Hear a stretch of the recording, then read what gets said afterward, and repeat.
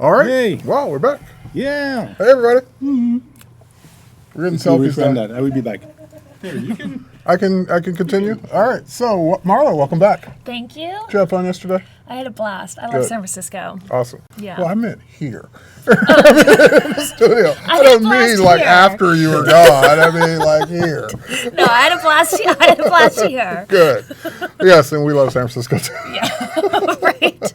No, this place is awesome. I do right. like being here. Cool. So, tell us a little bit, for those who weren't here yesterday, what you did yesterday and what we're going to do today. So yesterday we focused on how to get a great headshot. So we focused kind of on posing, what the client should be wearing, the type of lighting you should be using, the angle of the camera, to make it go from a good headshot to a great headshot. So, which is, headshots is one of the more easier ways to get into the industry and start making money. So I like that. Yeah. Yeah, I like when you were talking about that. Yesterday we had Sam as a model. Yeah. Yeah. Maybe we can show some shots actually from yesterday if you have Lightroom somewhere. That could probably Yeah, we happen. can find it. If we get a And we'll minute. be live with Marla for 2 hours today, continuing this headshot series. Oh, this was the worker. Oh, here we go. Yeah, look That's at where we were Sam. yesterday. It was the before the makeup artist, right? Yes. that's the retouched That's the retouched one, Yeah. right? Ah, okay. Yeah. So a little bit of Photoshop So that's magic, the or that's the Lightroom before, magic there. Okay. Yeah. So on Sam, she's just so easy to photograph. But we had a silver beauty dish on her, and then we used a little bit of a rim light to kind of cut out her hair from the background, which I'll be showing you guys again today. And then we had a light on the background as well. So we're using 3 lights, and then we had to fill like a white cardboard to fill in her neck. So. Yeah, so we'll kind of be playing around with different kinds of lighting today, and Sam will be our model as well. And today we have a makeup artist, so I'll also show kind of a before and after of what the difference makes to have a professional makeup artist on your headshot shoots. So Is the makeup artist already with Sam? yeah, she's already with Sam, so Oh. Sam will probably be ready in about 30 minutes. And they just kind of help with a lot of the shine, and what I'm trying to show you all is how to save time in post-production. So I hate it when I hear people say, oh, we'll fix that in post, we'll fix that in post. Don't go down that Yeah. path. Yeah. Yeah, so don't get it's a very time-consuming path to start going down, unless that's your thing, unless you really, really, really like post-production. But I personally do not, and so I try to do as much as I can in camera. Yeah, and if So- you see it in camera and you don't walk over to fix it, you're asking yourself yeah. for more work. You're Yeah. you're telling yourself, oh, I'm just going to do a bunch more work later. Yeah. I mean, it's so simple. And sometimes I even have my assistant actually stand right by our subjects. And if I see a piece of hair that's kind of out of place, or, just a collar that's a little wrinkled, even a shirt, we actually bring clothing clips onto our photo shoots. So if the shirt's kind of bunched up, we'll just clip it in the back. Super easy to do. It takes about 15 seconds, and that's maybe like a 5-minute fix in post. Yeah. So you just saved yourself about 4.5 minutes right there. So, yeah. Awesome. So maybe for the people who didn't watch the episode yesterday, you want to introduce your work again? Maybe you can share your website. Okay. Here we go. So, this So you is... say you talked, they can watch the replay, so you talked about the latex Yes, skills I won't talk series. about that today. So I'll maybe talk we can about- show another series today. So this is just a quick little overview of all the different kinds of work that I do. So it's a mix between advertising, editorial, which is magazine. I do a ton of family shoots, for example, like this little guy right here. I do a ton of local family stuff in Boulder, Colorado, where I'm based. I do sports teams, like this right here. This is a little league team I've been photographing for a while. Here's the fetish work I talked about yesterday. So it's kind of all over the place. What you will never see in my portfolio is cars, product, food, and newborns. So And newborns, please. In that order. actually, newborns would be first, Okay. and then food, and then product, and then cars. Newborns, just because it's a very specific field of photography, and you have to have a warm studio, and you have to all these little tiny things to make them comfortable. So. But the one thing that you will see with my work is all the lighting is pretty much the same. The style is very similar, so it doesn't really matter what I'm shooting. I will be applying the same kind of lighting style, which I'm saying this because that is key. If people see all different kinds of styles in your portfolio, a lot of times they get very confused. They don't know what their final product's going to look like. So you want to have a very consistent style, especially in the beginning, a very consistent style of your portfolio. So in other words, it's not a slam when someone says your work all looks the same. It's actually a compliment. It's actually a compliment, because yeah. you're keeping things consistent. Yeah, the only thing that's a little bit different with my work is when I shoot events. So let me go. Sorry, this is going a little bit crazy. And we have Jimmy Baron in the chat. Just heard you're based in Boulder. I was born in Boulder, and now I live in Denver. Oh, really? Some people, Nice. People from Colorado watching. Yeah, very cool. Thanks for watching. So yeah, I moved back to Boulder about 7 years ago. I was in Los Angeles for a very long time, shooting a lot of celebrity stuff and magazine work. And so in any which case, the only time you ever really see my work being a little bit different is when I shoot events. So I get hired a lot to shoot events. Again, I'm using some flash, so that style's a little bit of the same, but it's a very shoot by the hip kind of photojournalistic approach because I have to move around, I have to be quick. Street photography. Yeah, very street kind of photography, but the colors are still really poppy. I do some black and white, but I'm kind of more known for my color. So that's the only time you'll really see my work kind of being a little bit different than the rest. So I'll just kind of jump into my advertising editorial because tomorrow I'll be talking, so I also shoot weddings, but that's a whole separate company. It's a whole different thing. It's a completely different group of people, of clients. So I separated the company, so it's a completely different name. So I'll focus on that tomorrow. So this is all the editorial work. I do a lot of stuff for ESPN Magazine, which is this. World Wrestling Entertainment.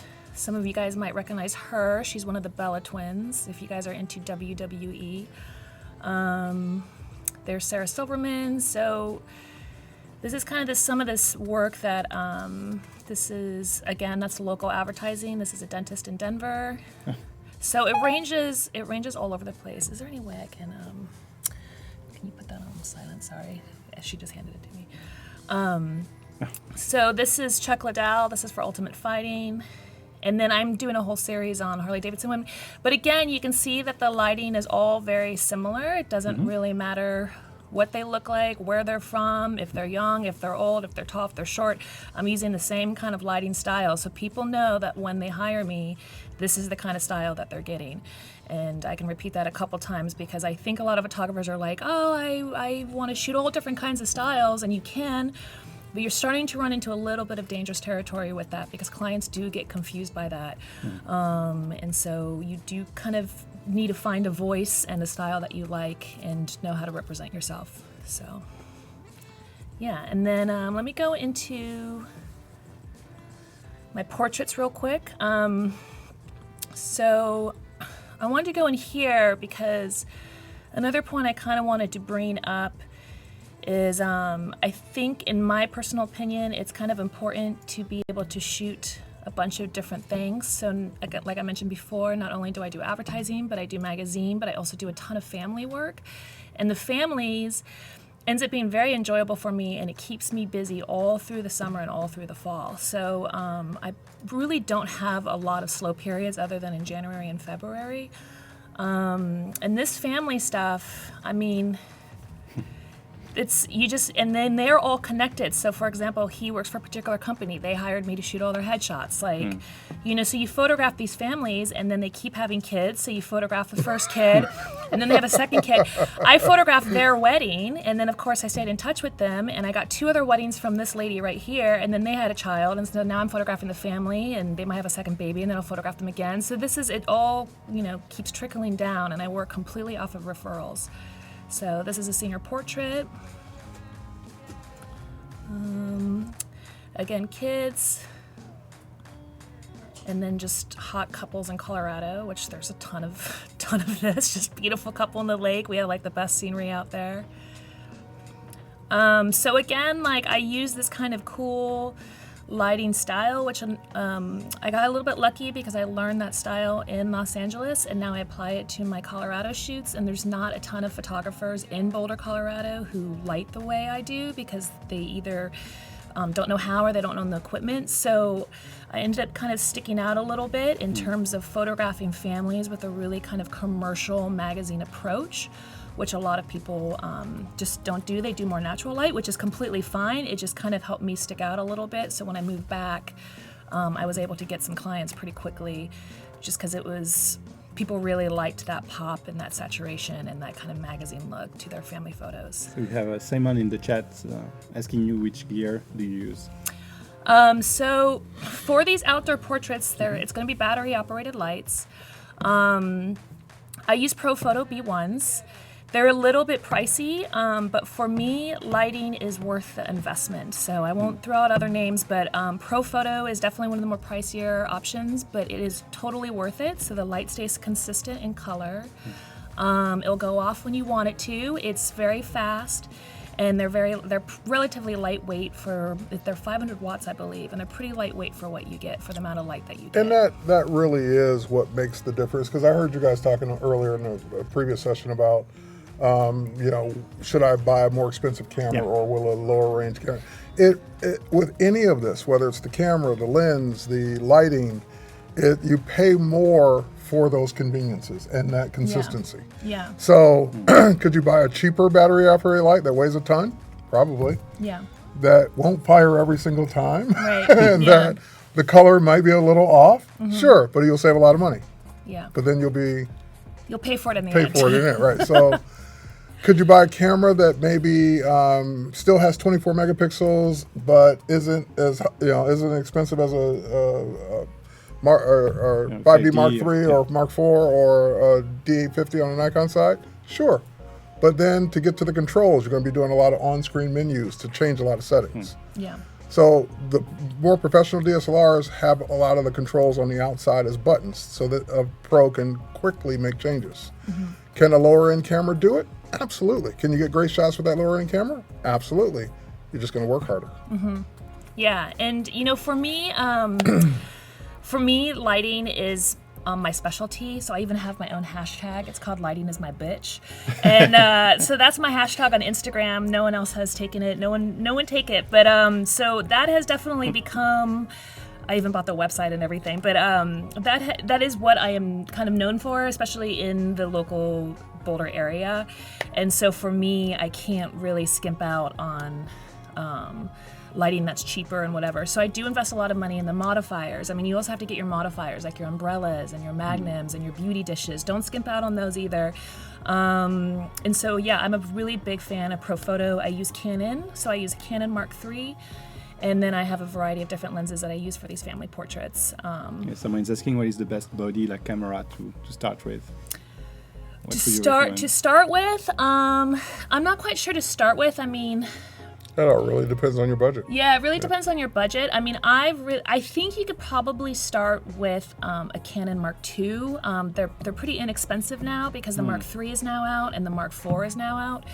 So you could get away with a Mark II. I use that for like when digital first came out. I used that for magazine shoots and was sending it to Getty, and they were blowing it up into big advertising pieces, so you can get away with it.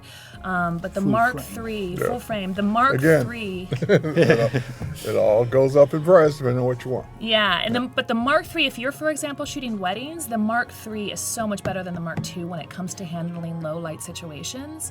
And the lenses will be able to see better. And if you guys shoot weddings, you know that the reception a lot of times can be really, really dark. So that's where you really want to start investing in cameras that can see in the darkness, because you'll get a lot of out of focus stuff otherwise. All right, and to add to that, I would say if you have to make a choice because of limited budget on paying a lot of money for a body versus paying a lot of money for a lens, buy the lens. Yeah. Because bodies come and go. You'll upgrade your bodies for the rest of your life. But if you have good glass, it'll last you forever. Yeah. So that's if you have to make it that choice of which one to spend the money on, spend the money on that great lens that will shoot in low light, that's fast, that will focus very sharply and not lose the detail around the edges, things like that. Yeah. That's where you want to spend the money if you have to make a choice. Yeah. Agree. And I see a question say that says the Mark II is discontinued. Yeah, it's been discontinued for a while, but you can definitely buy them used.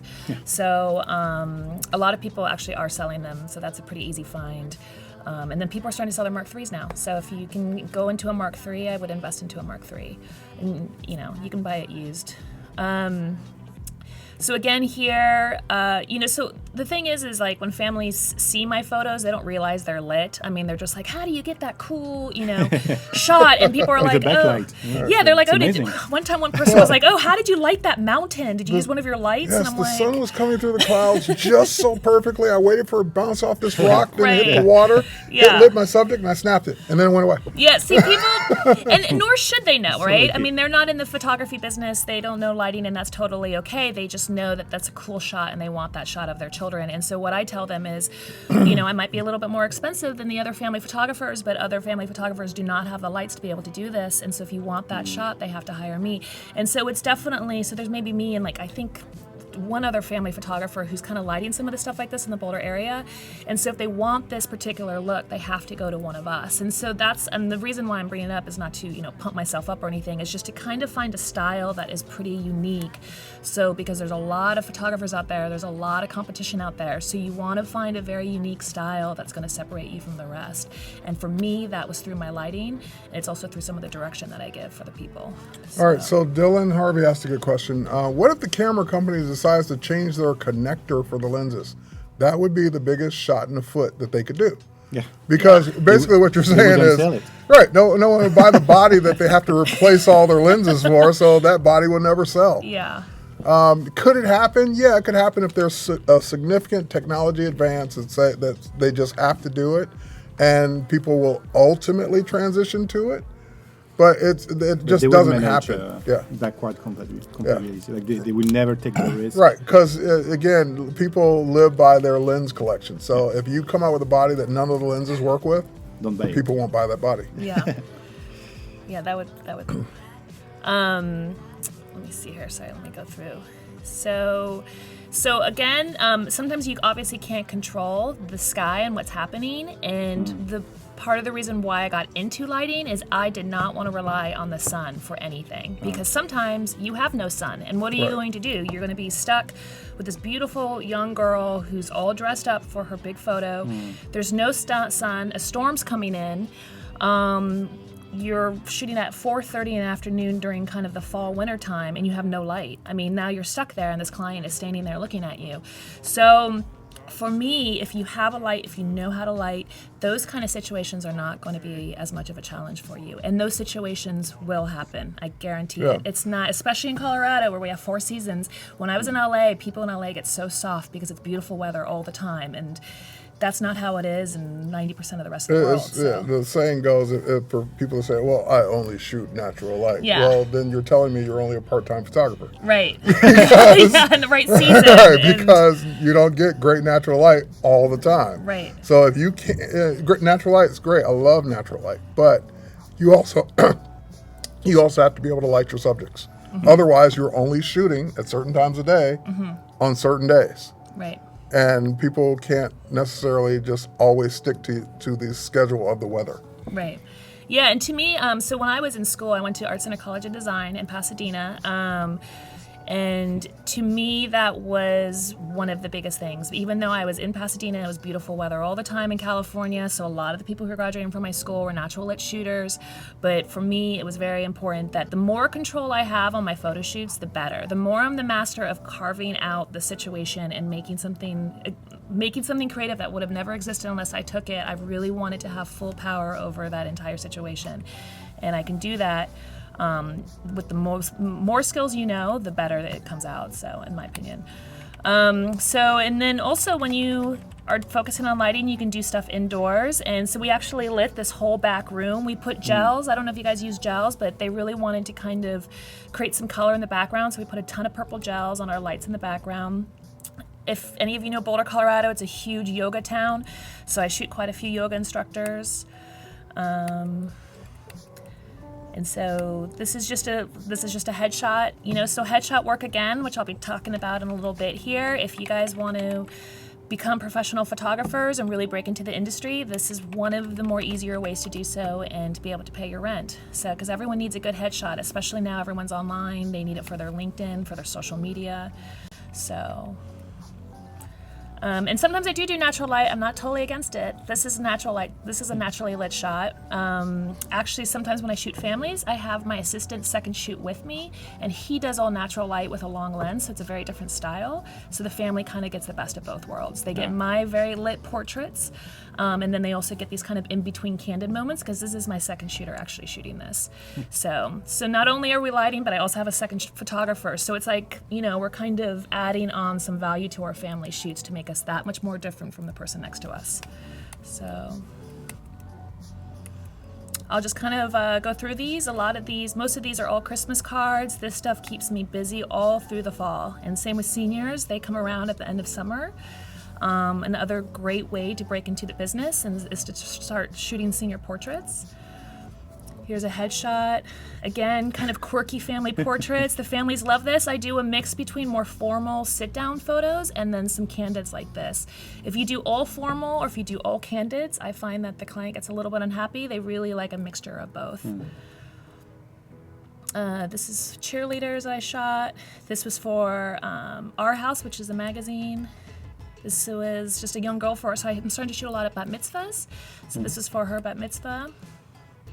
Again, a Christmas card, just make it unique, lit. We found this barn that they let us use. And then little kind of candid moments in between. And I have my kind of ways of getting people to do stuff like this. So I have my little tricks up my sleeve. A lot of times I'll tell them every time the light goes off, I want them to switch their pose, and they get 5 poses, and if they don't switch it up, I'm going to call them out on it and embarrass them on the photo shoot. And they start coming up with some really funny stuff. So another cool thing that happens with my lights is people really feel like they're more on like a professional photo shoot. Like they really feel kind of like special and they're a star. And I'll tell them every time those lights pop off, switch your pose. And the kids love the lights. Like they feel like they're superstars on stage. So you bring all this equipment and you just make these people feel so special. And same with the seniors. The girls love it. So, I got that one twice. I think I'm repeating. Okay. So, and then I'll show you quickly that we also shoot pets. So Colorado is a huge dog state. Everyone has a dog in Colorado. So we decided to shoot, we decided to photograph a lot of pets. And I mean, these are people's babies as well. And they'll pay a lot of money to have their pets photographed. So these are 2 Irish wolfhounds. Again, no sun. Like this was shot at 5 o'clock in the afternoon. The sun is completely gone behind the mountain. Not completely gone, it's there, but it's very cloudy. And again, without our lights, this would probably have been, would have really happened. Sometimes I photograph people with their pets. It totally depends if they want it or not. I'll tell you, this one was a hard shot. This dog on this rock posed. It's a puppy.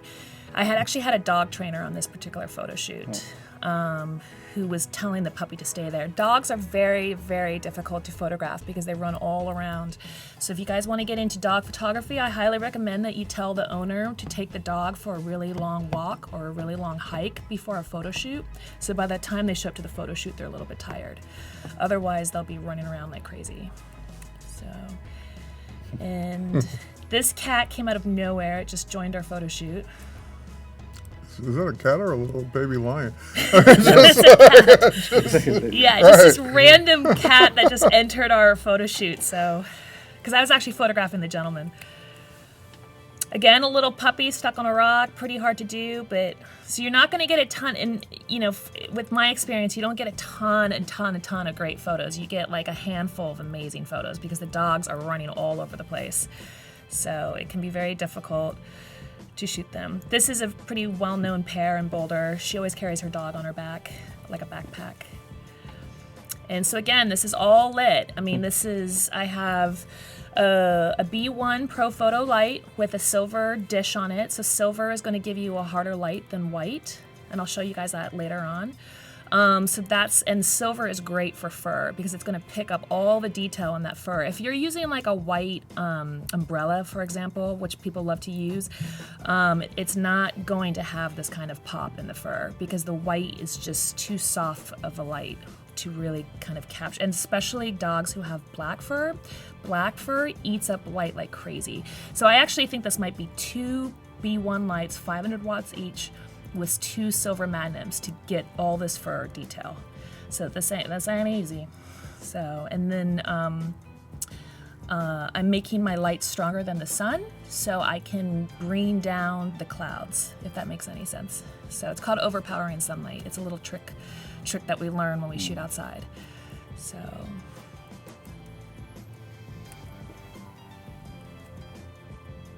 I like this one. This one's naturally lit. Sometimes I'll do it. It was just a great moment. I love this one. This is my Christmas card one year to all my clients.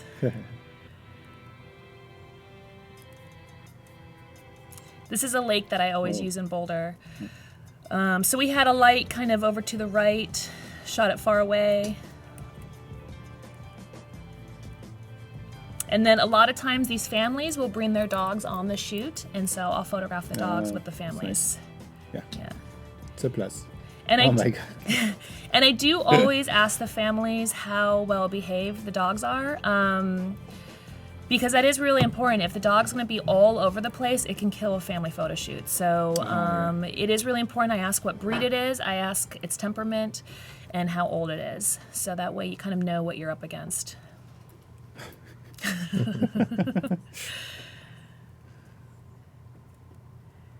But most of the time, the dogs are pretty sweet and well behaved. This one's naturally lit again.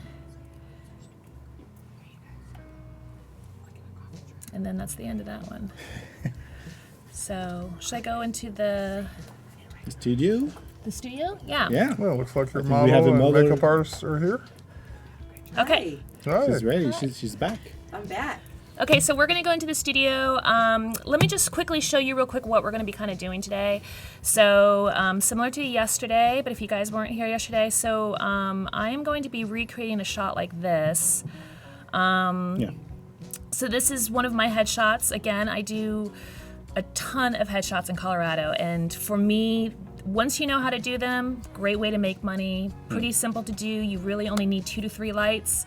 And I'll kind of show you some tips and tricks to make it go from an okay headshot, which I've seen a lot of so-so headshots, to a great headshot. And there's little tiny details that you need to know to make that happen. So we will be recreating this today.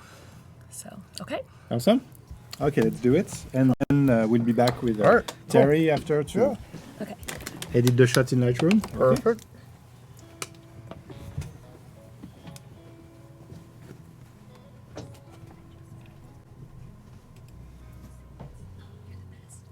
Okay.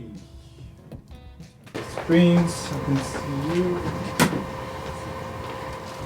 Sam. Hi.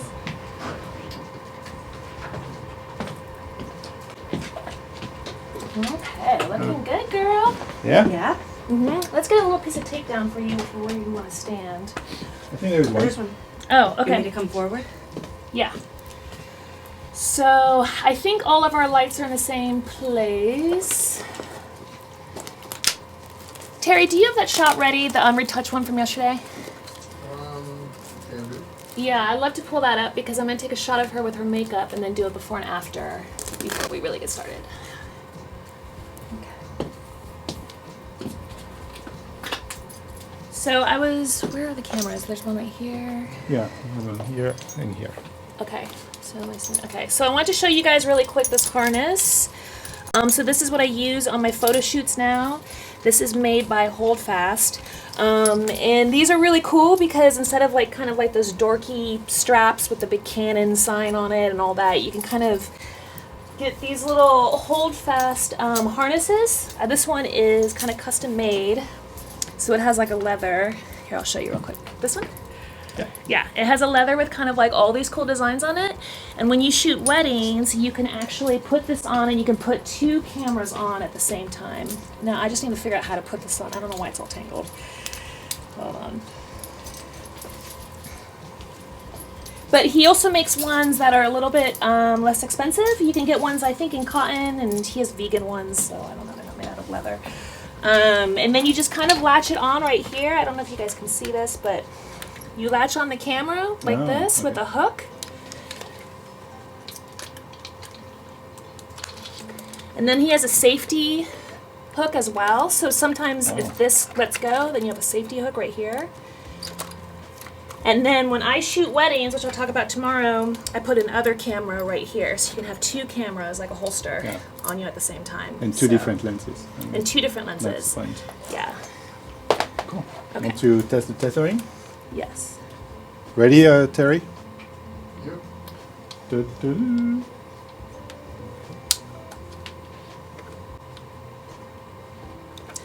Okay, so yesterday we photographed Sam without any makeup. Yeah. Yeah. It says busy when I hit it. Ah, so maybe we need to wait. Okay. Maybe that's what you are saying, Terry. Yeah. You can just wait. And so the lights, maybe we can explain the again the 3 light. You are using 3 lights, right? Yeah. So I'm using 3 lights. So this right here. Let's see where we're looking at. Okay.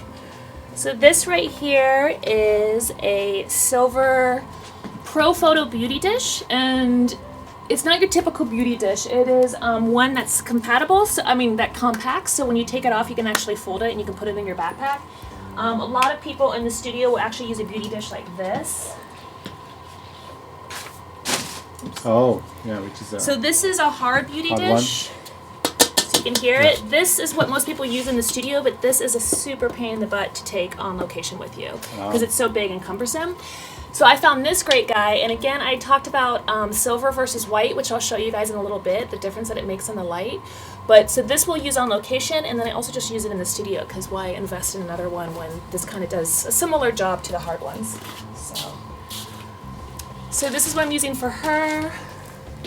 And then we have a rim light over here. That's a set with a... Yeah? Okay. yeah.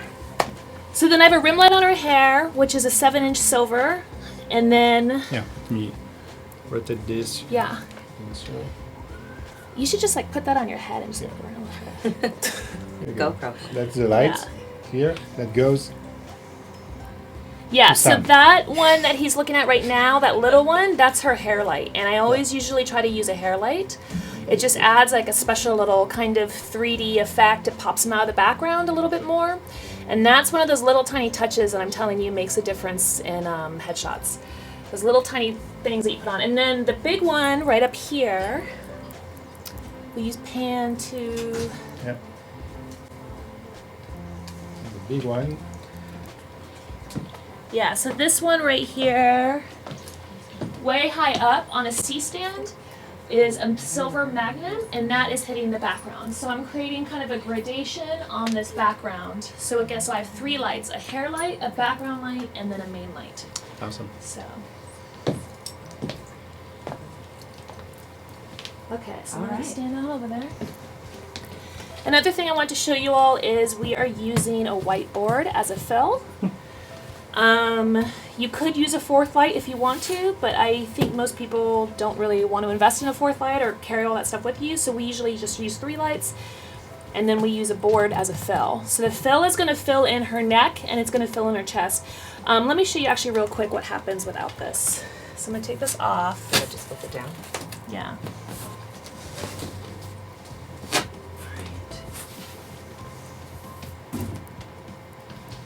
Okay, so let's do a quick test shot. Again, this is with no fill board. And then let's angle your body. Here. Let's get that piece of hair right there. This is my beautiful makeup artist, Heather. We used to work together in Los Angeles, so she is going to be helping out today. Yeah. Good. Okay, perfect. Let's, You want to bring the board back? no, not yet. I'm going to back up just a little bit. Okay, look right here. Perfect. Okay, so as you will all see, you see that shadow on her neck? To me, that shadow is a little bit too dark, so I'm going to bring in that fill board, and I'm going to show you guys the difference between... This thing is like $5. You can buy it at an art store. You don't need the crazy white reflector thing that costs, Do you want to hold it up? yeah, you can hold it. That costs $100. This is all you need is like a $10 piece of white foam board. And I'm going to show you the difference with that shadow on her neck. Perfect. Chin a little bit more this way. Yeah, there you go. 1, 2, 3. Beautiful. And so you'll see, Tara, if we can pull up a before and after of the last shot and then the one that we just did. Oh yeah. Oh, yeah, it's That's a a lot new of one. light. Mm-hmm. Yeah, so you guys can see the before and after, which is so what you want for a headshot is minimum of 2 lights, 3 if you can, this white board, and you already have a pretty good start on making a headshot. Okay, so let's put that board back. So I'm going to use the board. Awesome. Okay. And also we invite you to participate. So there is a contest. So today the theme, Marla, is still life. Still life, So okay. they can just put objects on the table, take a picture. You have 1 hour to submit your entries. All the rules are in the contest tab, okay? So make sure to use Lightroom, you make a copy, you edit it in Lightroom, and everything is in the contest tab, but you can go to lightroom.adobe.com to share the 2 pictures with us because we want to see the before and after, Okay.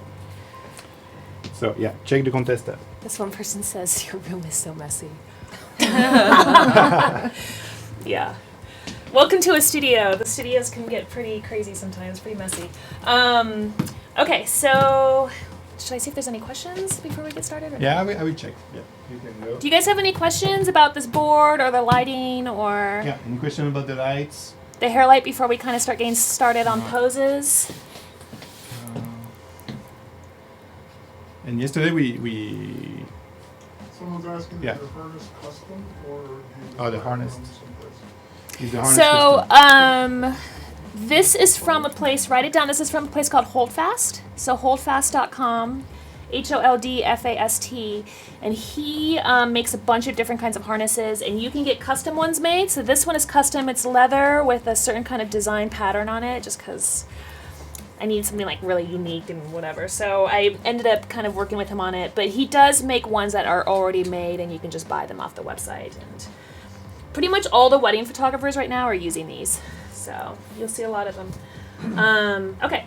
Okay. Yeah, so I think we photographed you This this way. way. Yeah, okay. Okay, so let's cross your arms. Terry, can I see the shot, the unretouched shot from yesterday? I just want to see how she's posed. Mhm. So I can make it as similar as possible.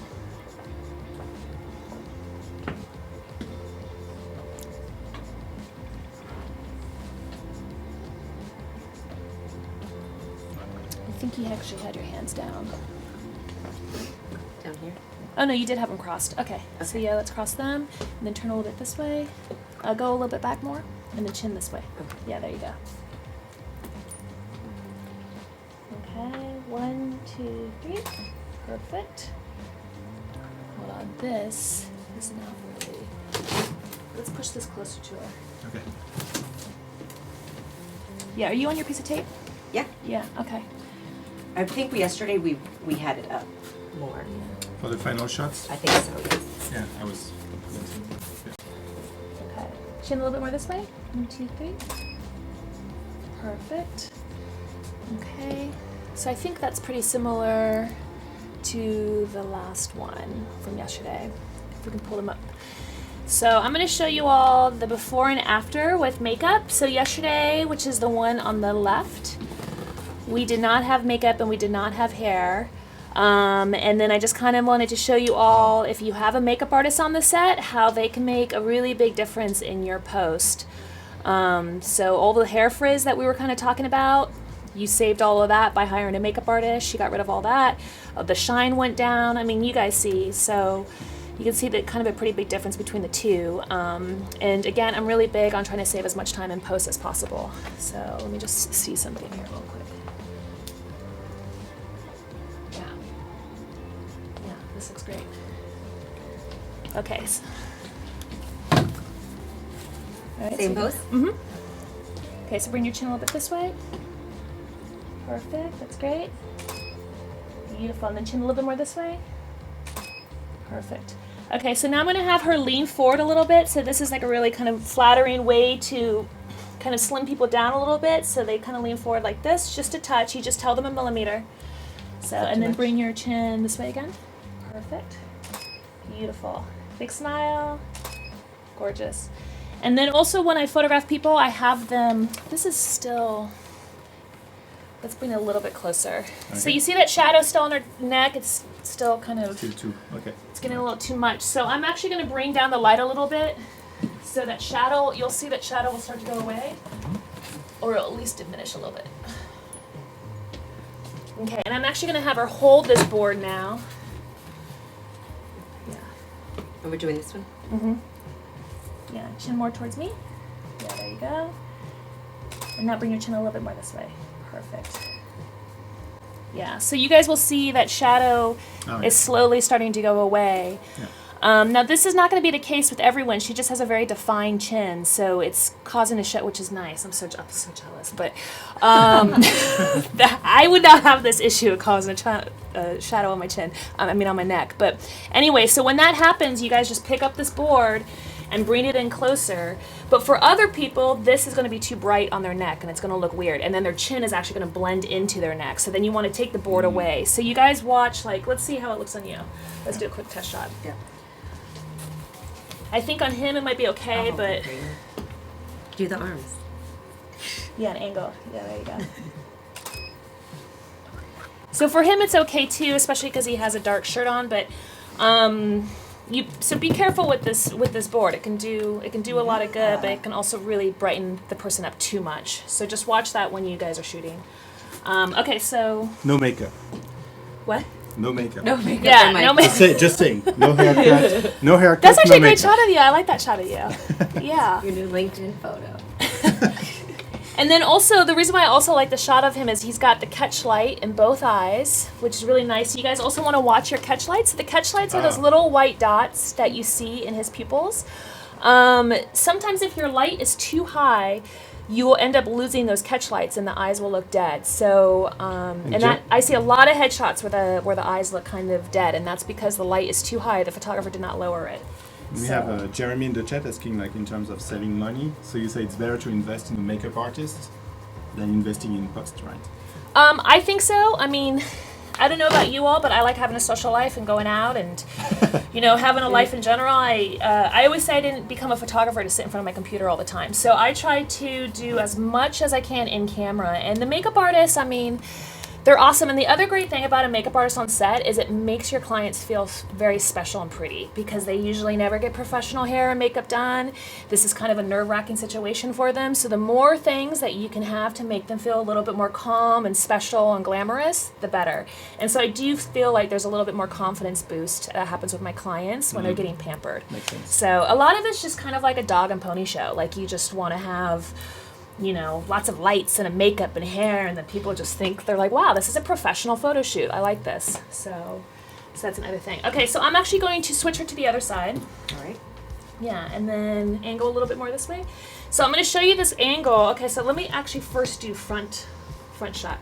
So I see quite a few people do this as well. So they'll just kind of shoot the person straight on. Again, she can get away with it, but a lot of people, their face looks better at an angle. There's very few people who have such symmetrical faces where they're going to look great straight on. So you always want to angle people. So I'm going to show you the difference between straight on mugshot like this, and then let's angle you, and something like this. And if we could pull those up side by side or toggle between them. So you can see how much better that is. It just slims them down, it gives them more of an angle, it's less of a mugshot. So not only is it about your lighting and the lens, which we'll talk about pretty soon here, it's also about their pose and how they're posing. So always angle that body and then have their chin move towards the camera. So yeah, never shoot them straight on. That's a big no-no. Some people can get away with it, but... And Kelsey's asking, how do you position lights to avoid glare when the subject has glasses? Oh, right. Do you have your glasses? I don't. Okay. There's a pair over there. Oh yeah, I have my glasses. Okay. Okay, so I'll put glasses on her and I'll show you guys how to do that. So basically, when someone has glasses, it's a little challenge. It can get a little challenging. So let's put those on. You know what's funny? Those are kind of fogged up. I could barely see when I was over there. Let me try to just I don't know why they're so fogged. You saw glasses and grab them. Yeah, it just will affect the light. If they're fogged, then yeah.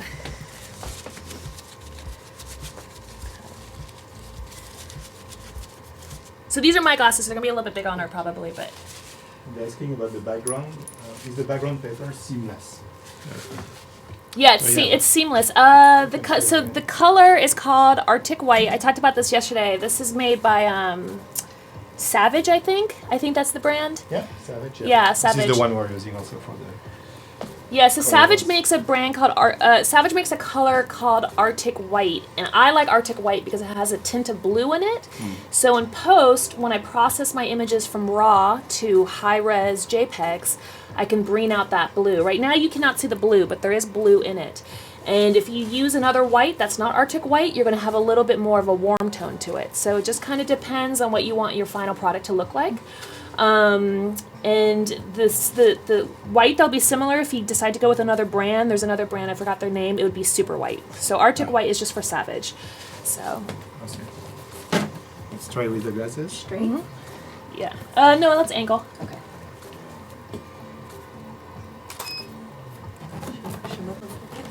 Okay, so actually we got lucky. Sometimes you get lucky when someone has glasses, you're not going to get a reflection of the light in the glasses. I don't know how that happened because I usually always get the light. So let's figure out a way to try to get the light in there so I can show you guys how to take it back out again. I pushed them up a little bit too. Maybe that will help.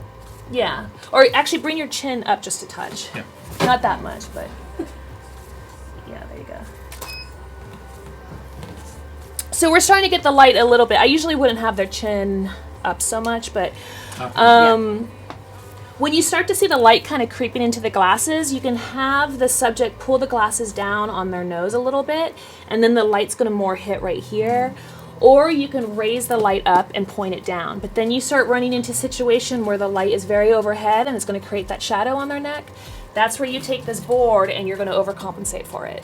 So, but yeah, when you're shooting glasses, always look at that first shot you took of that person and see if you're getting a reflection in those glasses. Sometimes I shoot really fast and I forget to look. Sometimes I think every photographer might have that problem where you're just shooting, and then later on in post you're like, oh my God, I cannot believe I have the light in all these reflective glasses. And this is a really hard thing to take out in post, in my opinion.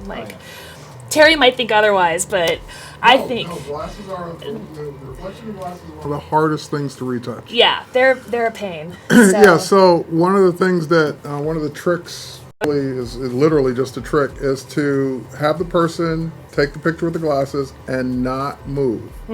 Have an assistant walk over and take the glasses off so that you get the exact same shot or as close as possible without the glasses, and then literally composite the glasses back on. Oh, okay. So that way you can clone out the glass part because you have the shot without the glasses. Right. Okay. Yeah. So yeah, that's another way to do it. I mean, I would just try to fix it on set, so I don't do it. You don't want to see that reflection and say, I'll do that in Photoshop. No, you don't. Get it out in the camera. Yeah. So tomorrow, I think we're photographing a gentleman with glasses. I think the reason why I'm not getting a reflection is these are not exactly fit for her face, and they might be a little bit. I don't know what's going on. Usually, I always get a reflection, and then I have to fix it on set. So tomorrow we have two gentlemen, and I think one has glasses, and I'll show you guys how to do that. Okay. Basically, what you do is you can put it down lower on your nose or higher on your nose, and you just have to play around with it. It's going to take about an extra minute with people with glasses, and then you can always raise a slide up and point it down. Now, when you're doing corporate headshots, yes, there's a ton of people who are going to have glasses. So Too many. And they all want to keep it on. You don't really want to ask them to take it off because it's part of who they are. It's their style. They always wear it. Let's do that trick just so we'll have it in case. Oh, you want to show it? Yeah. Yeah. So have her put the glasses on with the glare. Okay. Thank you. But then you don't move. Huh? And then don't, Sam, when you're going to take two shots, you're not going to move. All right. And I don't like your chin up like this. I want to shoot it with your chin down. So let's actually lower the slide a little bit. Yeah, so I can try to get more reflection in there. Yeah, that's good. Face on? Actually, a little bit higher because now it's in my vision. Yeah. Okay, so right there. Okay, so trying to get the light in the glasses. Let's see. So bring your chin down. Perfect. Don't move. Oh. Good. You're going to take 2 She shots moved. without moving. Hold on, let me moved. just make sure I'm getting a reflection of Oh, yeah, the good light point. in there. No, No, why? you didn't. Why are You're you doing making me good. I'm sorry. sorry. Such a pain. And yeah, What is going on? Sam, tilt your Chin head up, up chin just a up. little bit. All right, Chin up tilt a it little up. bit. All right, chin Yeah. up. And I'm not going to move. Don't move. Oh, this is a good one. Now, I wouldn't shoot her with her chin high, so high, but for this purpose, we will do it. Okay, Michael, take the glasses off. Don't move. I'm not moving. Don't move. And now shoot it. I couldn't. I might have moved a little bit, Terry. I hope that's good enough. Let's see. Yeah, we can work with that. Yeah? Okay. Okay. I'll get it. All right. We got it? Yeah, I Hold think we on, got let it. me So let's see. raise this back up Oh, again. you changed your expression and everything now. Because they made me laugh. Let's do it again. All Let's do right. it again. One more 'Cause time. I moved too. Don't move. Okay, we do it very fast. Yeah. Super fast. Oh, thank you. Okay, so I will keep the reflector on the chair. So we do tack. Yeah. I remove and tack. Ready? Okay. Yeah. Perfect. I didn't that move. one. Same Perfect. expression. Same pixels here. All right. Exactly the same. You will see. See? Right? Wait. There we There go. we go. All right. Okay, good. So Heather, so I'm starting to see a little bit of her shine is starting to pop back up again, which is totally natural. She's underneath hot lights, you know. So usually my headshots per person, when we're shooting corporate companies, we're literally maybe a minute per person. These people need to get back to Wow. work. They don't want to spend a ton of Oh, time yeah. in front of the camera. A lot of times when I have a makeup artist on big headshot corporate photo shoots, they're just there for touch-ups. And again, they're just there to make the person feel a little bit more comfortable being in front of the lens. She kind of got more of a full face makeup. Sometimes when I shoot like 1 or 2 people and it's just a photo shoot just for them, then the makeup and hair will be a little bit more we'll spend a little bit more time on makeup and hair. So, but again, when I'm shooting big corporate companies, these people are busy. They want to get back to their desk. They do not want to be spending their entire afternoon in the studio. So whenever I tell my clients, they're like, how long do you need for corporate headshots? I'm like, how many people? They say 80. I'm like, setup. Yeah. So sometimes we shoot 80 to 100 people in one day, and we're talking, they're like literally lined up, and we're talking maybe 30 seconds per person, and they love it. They'll love you for it. So, because they do not want to be spending a lot of time in front of the camera. So you guys have to move fast, and you need to know these little tiny tricks and shoot really quickly. So actually, now that I'm saying that, I'm going to go through what would be how I would shoot a headshot if there was a bunch of people, and you guys will see how fast I am and little tiny millimeter movements, and it'll give them enough variety that they'll be happy. So actually, let's raise this just a touch. So I'm not going to tell you guys anything more. I'm just going to show you how I would do a headshot real quick. And if you want, you can time me on it, but yeah, that's good. Okay, so let's actually hold this. Okay. All right, so this is the beginning. So let's first have you angle this way, and then let's bring your chin this way. Perfect. Okay, look right here. Beautiful, that's great. All right, let's bring your chin a millimeter this way. Oh, first I will look to make sure that my lighting looks good and everything's set, everything's beautiful. So now we'll start going. Big smile right here, perfect. Let's bring your chin a millimeter this way. Beautiful, it's great. Big smile right here, gorgeous. And let's do one where you're crossing your arms like this. And let's see all your fingers. Perfect. Okay, stay right there. Beautiful. Big smile. Chin a millimeter this way. Beautiful. Okay, now let's just have you lean forward a little bit. Just a touch. Go back just a millimeter. There you go. Now bring your back shoulder more towards me, your left shoulder. Gorgeous. Stay right there. Chin a millimeter this way. Okay, let's flip you to the other side. Same exact thing. Mm-hmm. Okay, back shoulder more towards me, your right shoulder. There you go.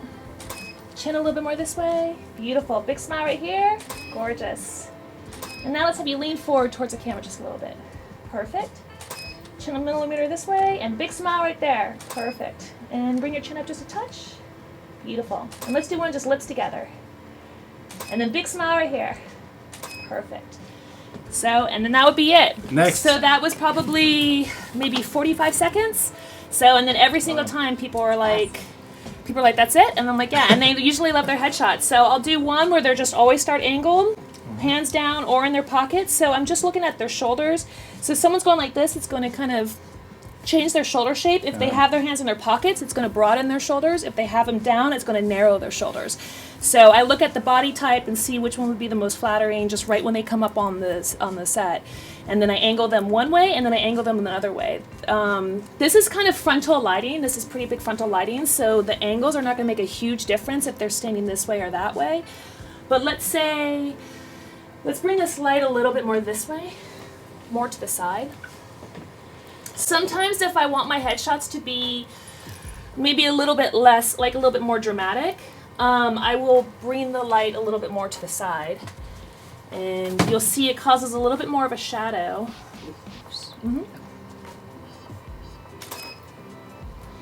So it's just ever so slight.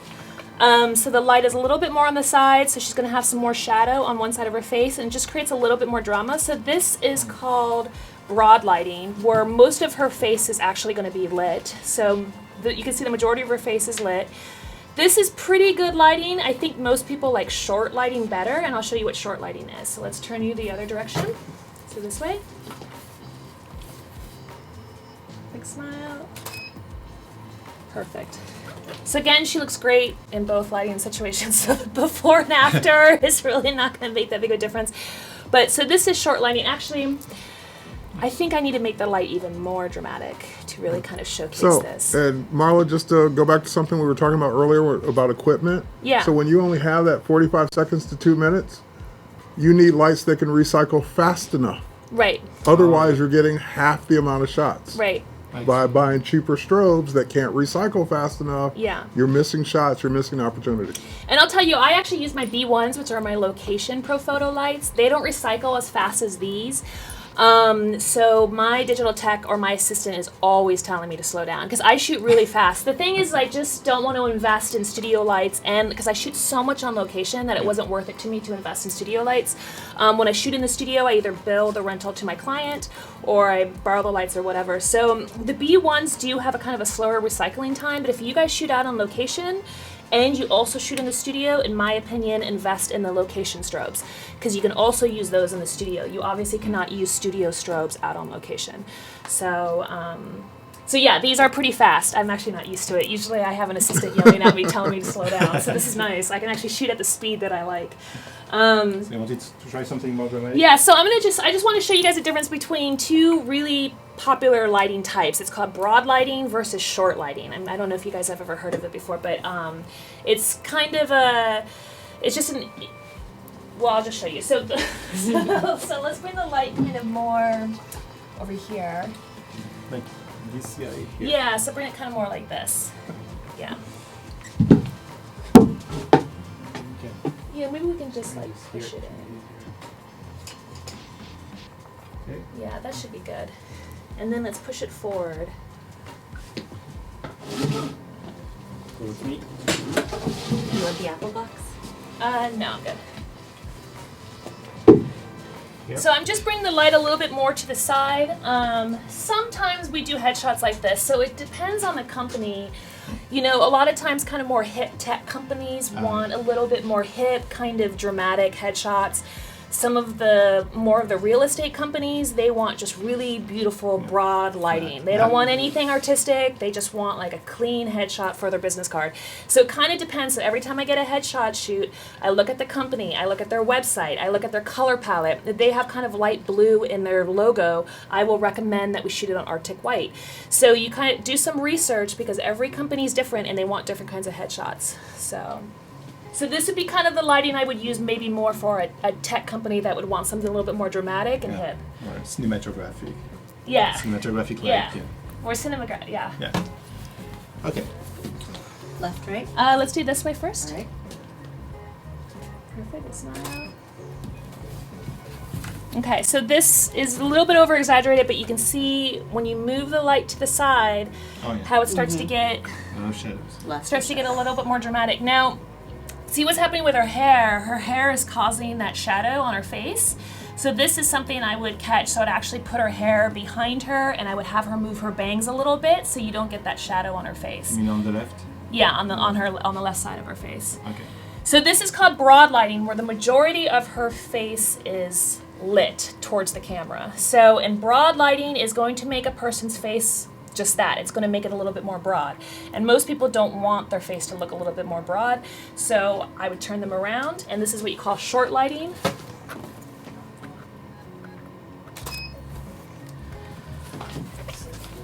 This is what you call short lighting, where, let's see here. Yeah, so the part of her face that's facing towards the camera is a little bit less lit. So that's going to have more of a slimming effect on most people. Now, again, she looks gorgeous both ways. So, but generally what I'm finding is that my clients, that's why I'll shoot them on both sides, because a lot of times they'll like their face in broad lighting, and some people will like their face better in short lighting. So, okay. So to get that type of style, you're just literally putting your light at a 45-degree angle. Okay. From the subject, so the subject is straight here this way. You put the light on the left or you put the light on the right at a 45-degree angle, and then you're going to just kind of tilt it down a little bit on them. So now also you're going to have a variety of different heights. So I literally have my assistant moving the light up and down depending on how tall they are. Oh, yeah. Yeah, so for her, this is perfect, but let's bring you on in there. And let's actually put you on an apple box. Let's pretend like you're like 6'4". You'll get all different kinds of heights going on in there. So let's say he comes in right after her, and she's 5'5", right? 5'4". She's 5'4", and let's say this guy comes in and he's 6'4", and let me shoot him, and I didn't move the lights, no nothing. Look what happens. Oh, and I would also put myself. Do you want an apple box? Yeah.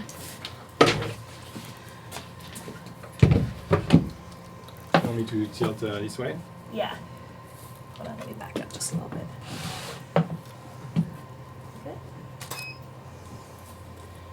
So for him, it didn't make as much of a difference, but the light is going to be a little bit brighter on him because I did not raise the light. But it's still great lighting. It's just not as consistent with her. And when you're doing a bunch of headshots, you want them all to kind of look similar to each other because they're all part of the same company. So, so you're going to have different kinds of heights going in. You have to adjust. You have to adjust, and you have to adjust fast, and you don't have to say anything. Like, they just roll in, and immediately my assistant will lift up the light to make it for this guy who's 6'4", and then let's say someone comes in and they're 5'2", then we'll lower the light again. Wow. And we always kind of know exactly what angle it's going to be on their face. And I was going to show you guys another thing. Let's get you back on that apple box. We showed this yesterday. Oh, yeah. So we talked a little bit about the lighting, and we talked about their pose, but now I'm going to talk about where you guys should be. Okay. So let's say this guy is 6'4", and he comes in, and I just photographed her, and it was a perfect angle, and I shot her like this. Now suddenly, I am not going to photograph this guy from a low angle and not move at all. I'm still in my same place, because look at what happens. You're shooting him from a lower angle, which is not going to be as flattering of an angle as if you shoot him from a higher angle. So that's from a lower angle. Mm-hmm. Take the same pose here. Yeah. Actually, it'd just be easier if we pretended like you weren't 6'4" anymore. Yeah. Okay, I'm going to do this again real quick. I'm going to shoot him from a low angle. And now I'm going to shoot him from a higher angle. And if we can pull those up before and after.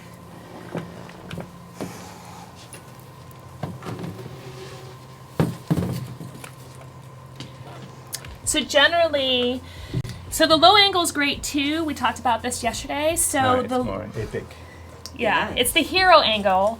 So the left one is something that's a little bit more editorial. So if I was shooting for a magazine, and let's say it was a story about a super powerful CEO, he's like the head of a new tech company or whatever, and you want kind of more of a hero angle to make him look more powerful, I would photograph him more on the left.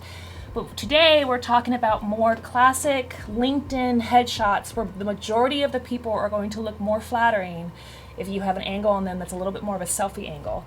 So the one on the left, he can get away with it because his face is great, so he can get away with the lower angle, but a lot of the people you're going to be shooting in the corporate world, that's not the most flattering angle for them. So I brought this up yesterday because I personally am 6 foot, so I'm not shorter than a lot of people, but there are a lot of photographers who will be, so you guys need to invest in an apple box. So that's what these things are right here. So if you guys find that you're a little bit shorter than some of your clients, you need to stand on an apple box or you need to get on a chair or something so that you're on a little bit of a higher angle than they are. So so I always step on so I'm always about 1 inch to 2 inches above my subjects. Okay. So, okay. Are there any questions that you guys have? They were just commenting the pictures. They say that the first one, it sounds like your soul shall suffer. Like I'm, Wait, what? like, You all shall suffer. I'm like threatening the people with the first shot. The second one, Oh, Dana says, I think women are more concerned about the angle on their headshots than men are. Men are like, looks fine, whatever. Michael, which one do you like? I like both. I like both. Yeah. I like both too. They're very different feelings, aren't they? Yeah. Yeah. And I actually, for this particular one, I like the left one better than the right. Okay. I'm just showing you all kind of for the majority of people. If you want to go lower, go lower. I just think for corporate headshots, you want to get the most flattering angle possible. Laura is asking what is the best pose for corporate, so it will be the one on the right. Yeah, so the one on the right, if you keep it safe, you guys don't get too crazy artistic on headshots unless the company wants something, hero angle and they want something dramatic. Most of the time, you just want to bang out like a really good, clean, flattering headshot. This is not the time to start getting into fashion and start trying gels and, like using a wide angle lens. Yeah, gradients, like just keep it simple because once you start getting complicated, that's where the client's like, what is this? So for the purposes today, but the one on the left is what I would probably shoot if I was shooting for a magazine in a particular article about a CEO. So Stephen's asking, how do you set the brightness on the white background? So there is a dedicated light, and you can just change the power of the lights. Okay, so let me show you. Yeah, this one. You see the big one at the top? Here? Mm-hmm. This one. So yeah, if you want the background to be brighter, just increase the power. That's it. Or move it closer. Or closer, yeah. Yeah, move it closer. Someone was asking about an apple box. I'll show you guys what an apple box is. And they don't even sell these in Colorado. It's crazy town. Like most of the photographers don't even use apple boxes in Colorado, but in Los Angeles, everyone had like 2 or 3 apple boxes. So you want to invest in one of these. They're like $40. I guess you can make one on your own. They're hollow inside, so they're pretty light. And look how many extra inches it gives you. I sit on these things, I lean back on these things, I stand on them. I do not leave. I have never done a photo shoot, I think, without an apple box handy. I even bring these on my weddings, so. Oh, yeah. Yeah, these things are awesome. And people can sit on them too. Like sometimes I'll take my subject and I'll have them sit on this. But, again, I'm already tall as is, and I'm using an apple box on top of that, so. Because that angle is what people like. They like that flattering angle, so. Okay,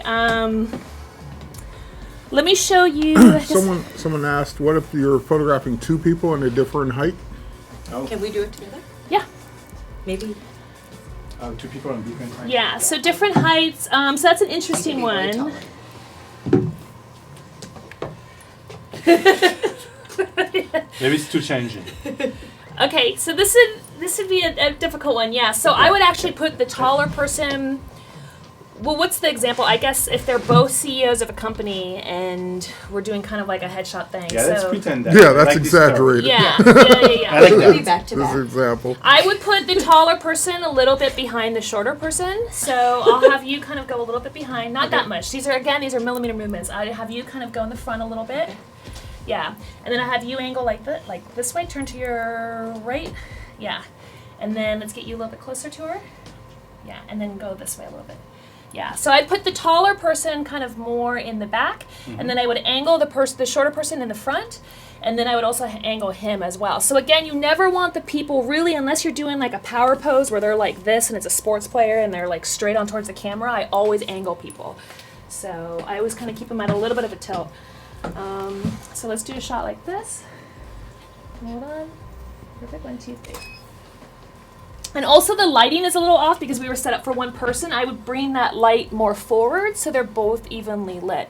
Unless, they kind of like more of the drama or I like more of the drama like that.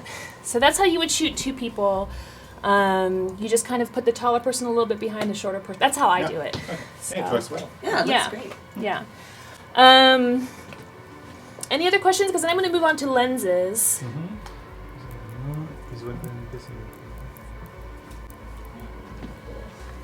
In what particular case the extreme profile shot could be useful? Is it a setting for the camera? Extreme? Yeah, can you let us know, Gareth? What is it? Extreme profile. Extreme profile. Yeah.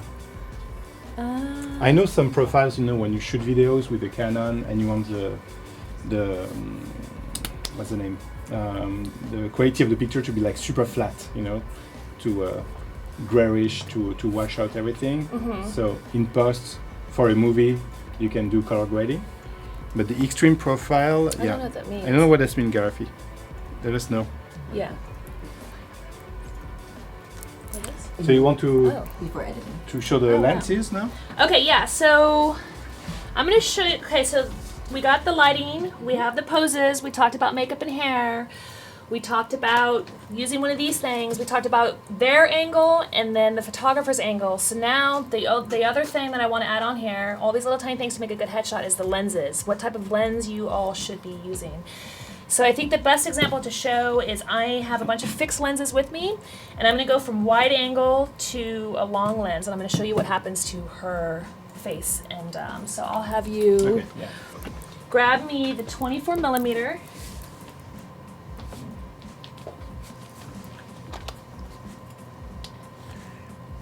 Okay. If you hold that. So the 24 millimeter is the widest lens that I have, and I would not use this for headshots, but I'm showing it for an example. So, okay, Straight on? yeah. 1, 2, 3, perfect. Okay, let's do that 35. And then I'm gonna have you grab these lens caps for you. Yep. So now this is the 35 millimeter.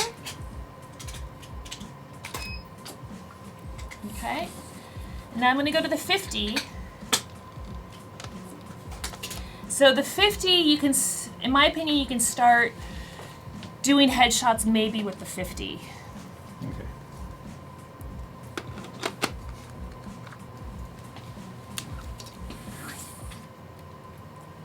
Oh, I want you at an angle. You're straight on all these, yeah. There you go. Actually, let's just keep you straight on. Okay, she was straight on. I didn't even notice. I would never photograph them straight on, but just for the lens purposes, I'll keep her straight on so you guys can see the difference. So this is the 50. The angle does look way 85. better.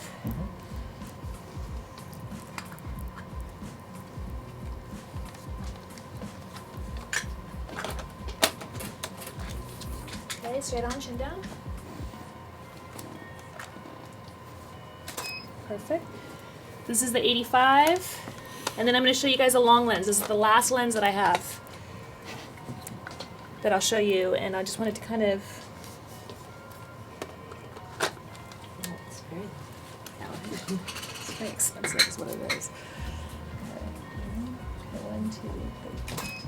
Perfect. So now you guys can see how her face changed and her body and everything depending on the lens that I used. And so for me, when I do headshots, I usually use an 85 millimeter. If there's enough room, I will use a 70 to 200 millimeter, but you really don't need to use that. If you guys want to do headshots, I highly recommend getting an 85 millimeter. Okay. Yeah. Awesome. I think it's time to join now. Terry White. Okay. Terry, can I pull this? Hang on.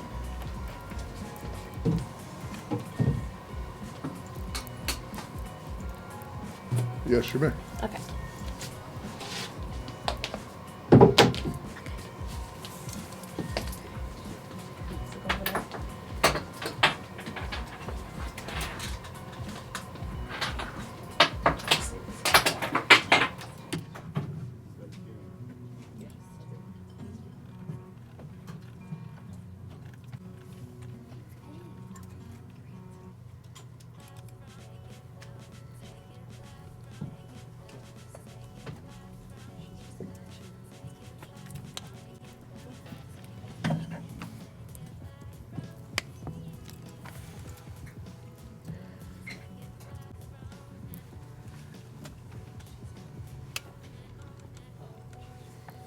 Hello there.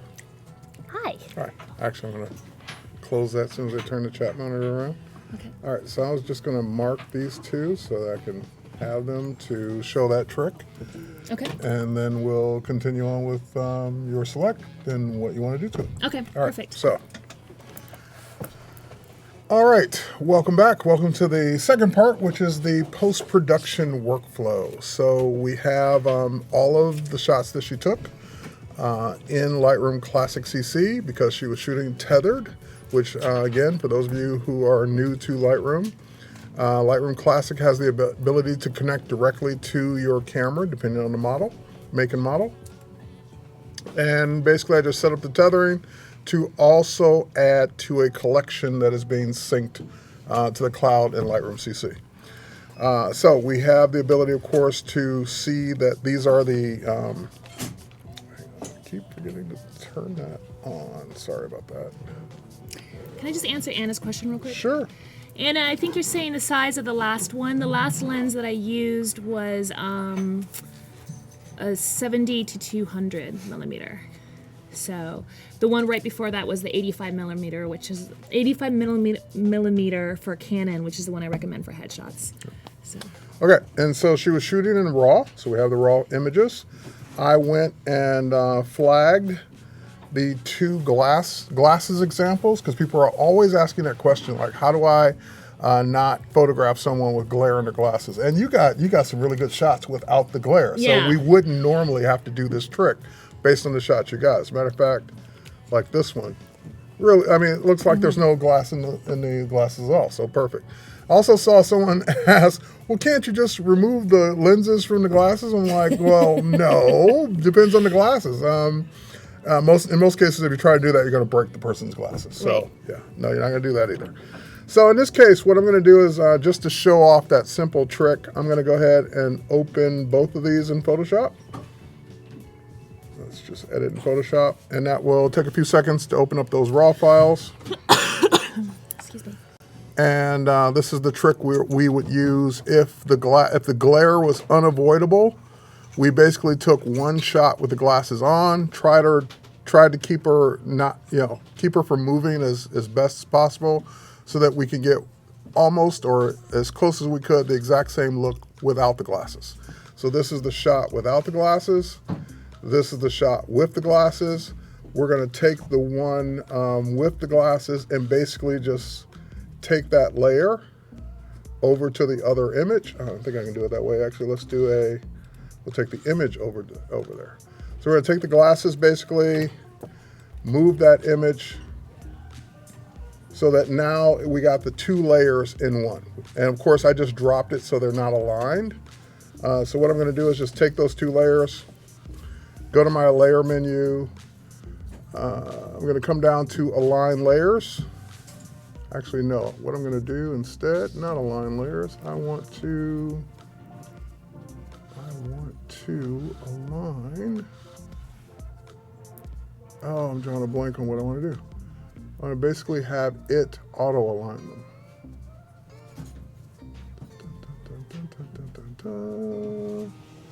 No. Lock layers. Oh, I'm drawing a blank. Hold on. All right, I'm going to do it. I'm going to do it the old-fashioned way because I can't remember what I was doing. All right, here, let's take that. Lower the opacity a bit.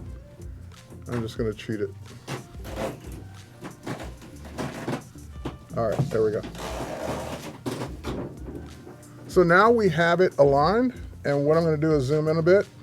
And because you've got the same person with hopefully the exact same pose behind on the layer without the glasses, that means that now you could remove or mask out the glasses or the glass part of the glasses themselves, and it would show the eyes underneath.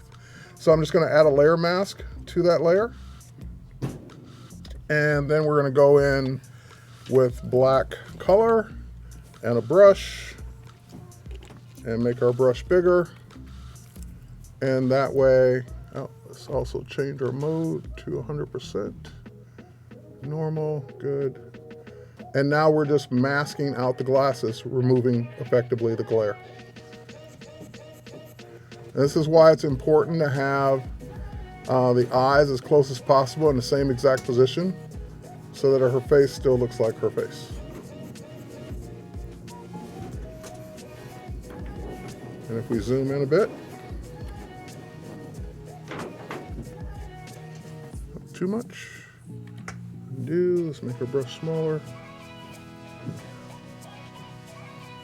So that way I can get rid of all the glare.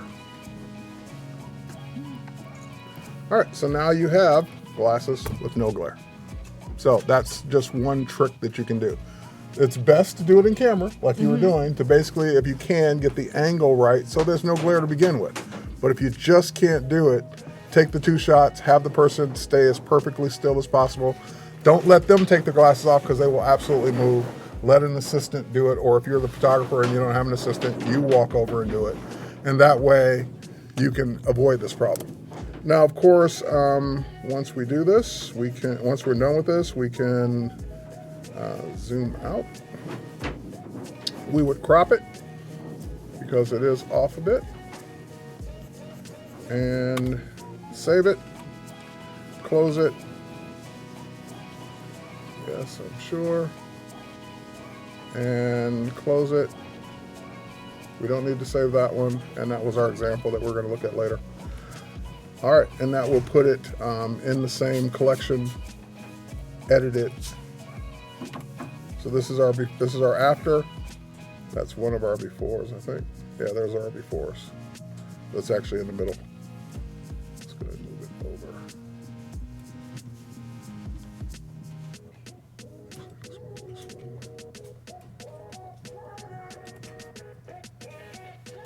So before, after. Look at that. You're a genius. No, just sometimes you're dealt the hand you're dealt and you have to That's deal amazing. with it. It took like 5 Yeah, minutes. and it could actually even go quicker had I aligned it automatically. All right, so let's go back to where we were. He is a wizard. Someone just called you an Adobe wizard. Well, thank you. So again, where we left off was everything got tethered into Lightroom Classic CC. Since it was shot into a collection, it's also synced to the cloud.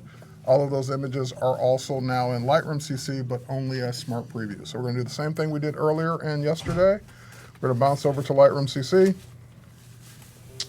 We're going to look at that day 2 album, which is everything we just did and everything that's syncing. And we're going to go ahead and add or replace the smaller smart previews with the full res versions. Let's go ahead and do an add. Let's go into Marla day 2, review for import. We want them all, and we will just say add all 60 photos. So that will replace the original ones that were there with the high-res versions, and it will sync the high-res versions to the cloud as well as back them up. All right, so our shoot's backing up while we work. What do you want to do now? Do you want to look at the before and after the one I sent you? Yeah, let's do that. Okay, So I sent Terry last night. I sent him a headshot that I did. This is actually my brother, so I'm allowed to show the before and after. If it was a client, I probably would ask for permission to do this on a live stream. But so this is my brother. He's my older brother, and he needed a headshot. He's in real estate. I used the same Arctic white background. This is already processed, so you can see how that blue is starting to pop out a little bit. So it was white when we shot it, or kind of a little bit of a white, and now it's a blue, and that's what he wanted. So I used Arctic white. So this is the before shot, before retouching. And you know, I mean, he's a really good-looking guy, so we didn't really need to do too much. But I want to show you the retouched version real quick. All right, the retouched version is... And then we're just going to toggle back and forth between these two. All right. So this is the retouching that you sent to that site you talked about. Yes, I don't do my own retouching. I mentioned yesterday that I farm out as much post-production as I can. And I found a great company. They're very inexpensive. They're called retouchup.com. They have saved so much of my time. Now, sometimes they do send the stuff back and it's a little over-retouched. And for no charge, you can send it back to them and tell them, I want it less retouched or I want it more retouched. So they do all of my headshots for me. They do all my family work for me. They do all my weddings.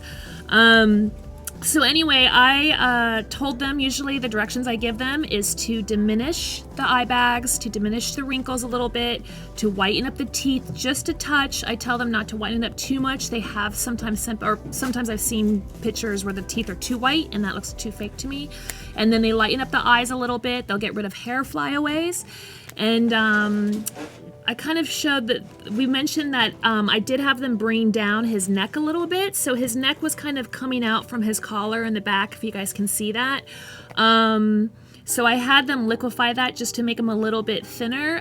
So where I come from is when you take pictures, it kind of adds about 10 to 15 pounds sometimes in photos. So I like to say 50. 50 pounds. So a lot of times what I'll do, and my use that excuse. my clients don't even know I do it, is I will liquefy them a little bit to bring them back down to what they look like in reality. And I'll kind of do that, especially for the women and stuff like that. I'll just kind of do that naturally because I would want someone to do that for me. So for him, I did bring down his neck a little bit because I thought that was really going to bug him. Now that's just a personal choice. And that's the thing, is that when it comes to retouching, we've all seen examples that go way too far. Mm-hmm. And we've also seen, the other end of the spectrum, things that are very subtle that you might not even notice, and everything in between. And it really, really does boil down to you as the photographer and your client or subject, what you're both comfortable with. Right. Because someone doesn't want to look at their retouch picture and say, well, that doesn't even look like me anymore. Mm-hmm. So that's when you know you've gone too far. And at the same time, just like you said, you would appreciate it if someone would do it for you. So you really have to have that relationship to know how much you can do or should do based on what the client will like and accept. Yeah, and I do think for him, I think maybe the bags, the bags under his eyes, I think that personally got retouched a little too much. Actually, what do you think? No, the lines are still there, so too much would be lines. That they would be gone. Yeah. Yeah, that would be too much. Okay. I think just reducing, because the other problem is that depending on the lighting, you're gonna increase the shadows under the eyes to be more than what's naturally there. Oh, that's true. So I like to also say that I'm basically making you look like the way you would normally look, because we normally wouldn't see that strong of a shadow under your eyes if it wasn't for the lighting. Right. Yeah. Okay, that's a good point. And I always tell my clients, like when I'm going to retouch them, I just tell them they're going to look like the best version of themselves. When they ask, oh, how much retouching? Are you going to make me look 50 years younger? And please make me look, 30 years younger. I'm like, well, we're going to make you look like the best version of yourself. So, and they always kind of like that. It's just a little sentence I say to them. So, because I do get a lot of people that say, oh, are you going to make me look 20 years younger? And I'm like, no, but we'll make you look like the best version of yourself right now. Probably not a good idea to make someone 20 years under. Yeah. So like I always see politicians that use the photo from 30 years ago. Right. Right. They didn't get it retouched. They're literally using the photo from 30 years ago. So kind of a little rule is that people should update their headshot every 2 years. So, and I see a ton of people's headshots that, they're using them from 5 to 10 years ago. All right. So some things I can see right off the bat. They reduced the shine on his forehead. Mm-hmm. They reduce some of the flyaway hairs on the right-hand side, which you also say you tend to direct them to do. Mm-hmm. They, of course, reduce the darkness under the eyes, not necessarily so much the lines, but just getting rid of a lot of that shadow. Mm-hmm. Definitely whiten the teeth just a bit, and I like it that it was tastefully done, not too much. Mm-hmm. Also, I think I saw something under the mouth there. Yeah, there's another hot spot there they removed. Kind of remove some of the 5 o'clock shadow, which is good because that's always kind of difficult to do. And some of the hairs that were on the back of the neck also got retouched. And like you said, that little bit of liquefy pushing this part in that was just coming out of the collar a little bit too much. Mm-hmm. Now, the eyes pretty much look the same. I don't see where they really brighten or lighten the eyes too much. But yeah, good. Good deal. Yeah. So that's kind of the final product that I would send to That's them. what you're aiming for. Yeah, that's what I'm aiming for. And it is a little bit strange because sometimes I do show them the unretouched versions because they choose which images they want. And then when they get the final versions, they're always just super happy because with just that little bit of retouching, they love it. So. And I always like to tell people retouching is not about giant, big changes. Yeah. It's about a lot of little things. It's just about a lot of little things. I'll just tell them we're just going to get rid of the shine because they're always very concerned that they look, sweaty and oily. And I say, do not worry about that. Don't even look at that. Just look at your facial expression and just tell me which ones you like. And trust me, you'll love the final product. So, Yep. Cool. Yeah. All right. Good example. I like it. Let's head back over to Lightroom CC and see. These were the final ones. I know you were playing with the lenses here. Mm-hmm. So I think you started with what, a 35? So this is a 24 millimeter. 24. So this Okay. is a pretty wide angle lens.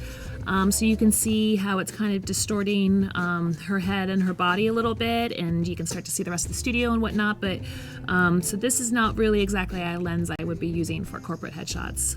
This is a 35, so it's a little bit less distortion, but we're still getting a pretty big distortion on the edges and on her face and on her body.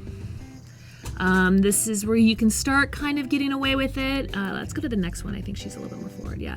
This is a 50 millimeter. People love the 50 millimeter lens. It's pretty versatile. If you guys are going to go and invest in a lens and you're going to invest in a prime, I do recommend a 50. You can kind of do a lot of stuff with it, and I wouldn't use it for headshots, but if that's all you got, you can get away with it. This one is the 85. You'll see that she just looks, if you can toggle back and forth real quick between the two, she's just a little bit wider on this one. Then when you go to the 85, it's just more flattering. Her head and her body are more proportioned to each other. It's not distorting her as much. The 85 is the lens that I almost always use for headshots in particular. And that's where we ended, but she was facing straight on, so that's not going to be one of your favorites, I can tell. Yeah. All right. So if we go back to before that, probably in this area, these are probably like going to be some of your finals. Yeah, let's go before we actually move the light to the side. So I think Okay. it's kind of be more in the beginning. Sure. I think it was even maybe before the glasses. Yeah. So We that put the second glasses row. on there, yeah, because I want to ask that question. So the second row. Mm-hmm. All right. Okay, and the shadow, I think we filled in that shadow a little bit. Let's see. Yeah, there Yeah, we go. So there these you go. ones. So I love Yeah, that these one. are great. Which one? This one? Yes. All right. Let's So you mark guys that. saw how that shadow makes a huge difference, and that's just simply from using that white cardboard thing. That's $10 at an art store. So, Okay. What about this one? Or no? no, I like her Okay. smiling. All right, that one. Yeah, that one's great too. Okay. Over Michael. This one's straight on, so I'm not a fan of that one. And then she goes back to this angle again. I like that one. Okay. And we And put the maybe- glasses on. Maybe just between those three. Okay. Those four, yeah. Sounds good. And where are we on time? 22 minutes. Okay.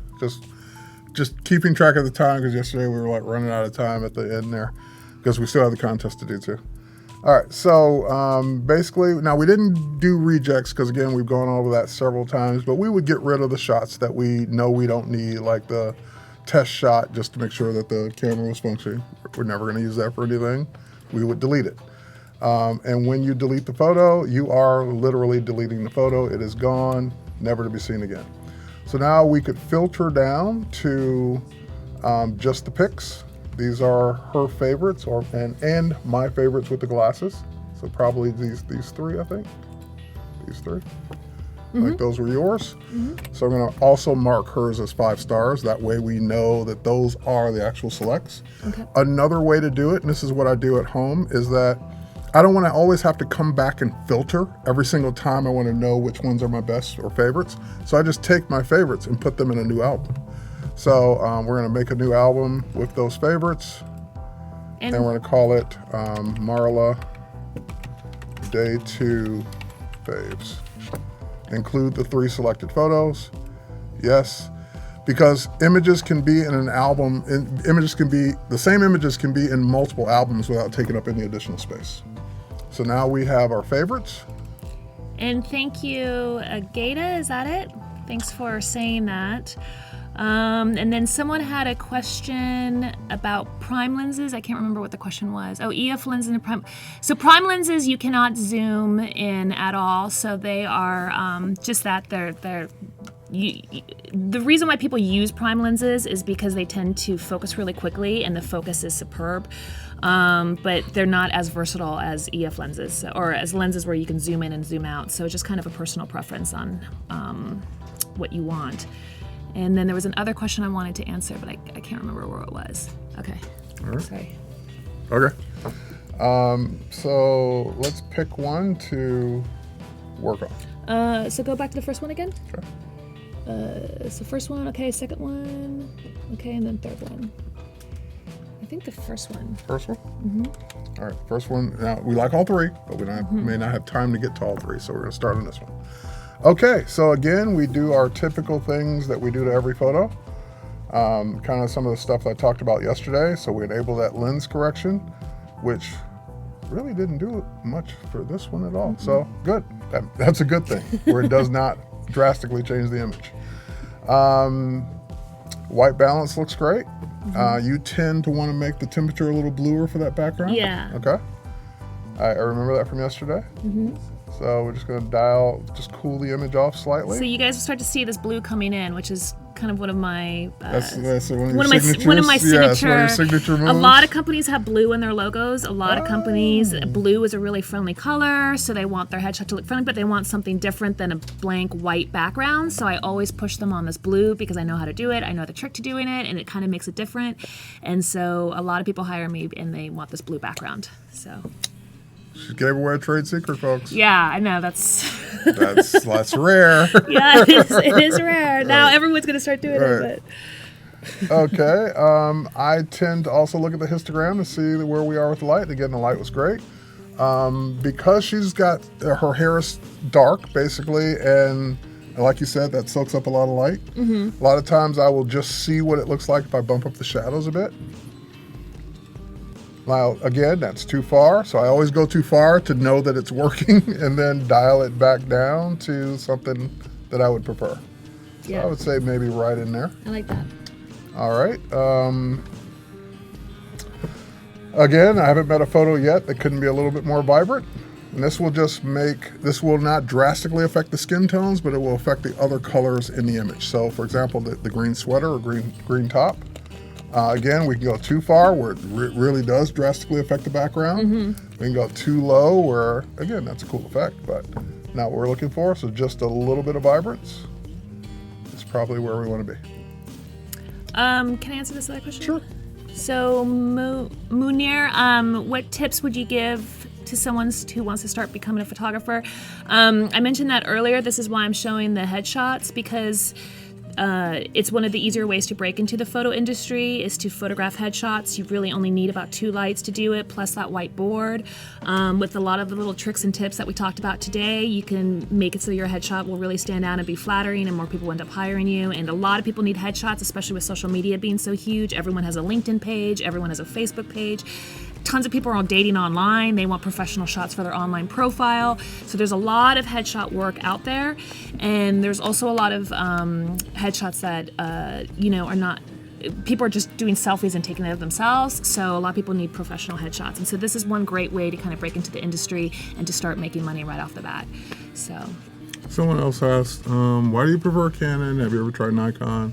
We get that question all the time. I started on why Nikon. A photographer likes a particular brand. I started on Nikon, and because I actually started on film. So when I first started my career, I was shooting on film, and Nikon was my favorite. And then they were a little bit behind on the whole digital thing in the very beginning. Now it's equal playing fields again. So Canon kind of jumped on the whole digital thing a little bit faster, and we're coming out with great cameras quicker. And so I moved everything over to Canon, and now I can't go back. Yeah, and again, that's what I was saying earlier. Once you start making that investment in glass and lenses, you're not easily going to switch brands. It would have to be a really compelling reason.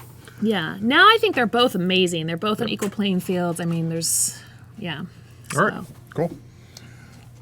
Anything else from a global perspective? I see a lot of little things I would do in Photoshop, but anything else here in Lightroom that you would do to the overall image? Maybe, hang on. I know one. Hold on. I asked you and then I interrupted you. Sorry. I would probably bump up the contrast a bit. Because again, too much, too little. Just like to dial it up a little bit. Okay.